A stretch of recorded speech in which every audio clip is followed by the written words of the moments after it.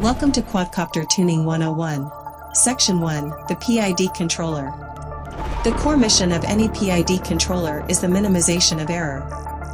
For a quadcopter, this means the craft follows the intended direction, or set point, accurately without deviation. A quadcopter's flight controller derives both a set point via user input, and a gyroscope position via the onboard gyroscope.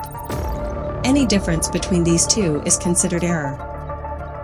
The job of the PID controller is to minimize this error gap to an ideal degree. Set point represents a pilot's command, where the quad is intended to be. Gyroscope represents physical reality, where the quad is actually, as reported by the onboard gyroscope sensor. Together P, I, and D collaboratively achieve this task, systematically keeping the quad in unison with the pilot's intent. With that knowledge, we will now investigate each term of the PID controller separately. We begin with the P term. In our mission to minimize error, P acts as the reactive spring, a pushing force. Its role is defined entirely by the present, the immediate now of the flight experience. Mathematically, the P term produces a force that is directly proportional to the size of the error. Think of the physics of a physical spring. The further it is stretched from its center, the more tension it generates to return to home. In a quadcopter, when the gap between your set point and the gyroscope increases, the P term scales the motor output upward to pull the craft back into alignment. However, as we will see, a system relying solely on a spring will eventually overshoot or drift. Next, we introduce the D term, or braking force of the PID controller. D term looks to the future. Its system role is that of an electronic shock absorber. The D term's behavior is predictive. It calculates the rate of change of the error. By understanding how rapidly the error gap is opening or closing, D term can anticipate the quadcopter's future position. D term provides a crucial counterforce. As the P term aggressively pushes the quad toward its intended position, often with significant velocity, the D term applies a counter kick or a brake to prevent overshoot. This is critical for achieving a stable and precise flight.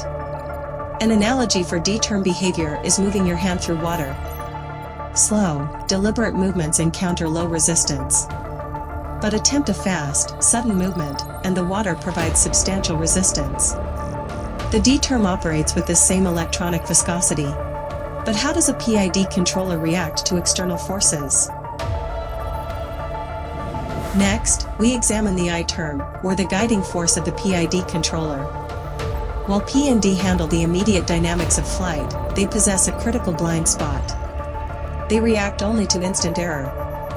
They cannot detect the subtle, persistent drift caused by constant external forces like wind, gravity, or an offset center of gravity. This is where the I term steps in as the memory of the system. Its function is to accumulate error over time. If the P term is a spring that reacts to a stretch, the I term is an accumulator that remembers every millisecond the quad is off target.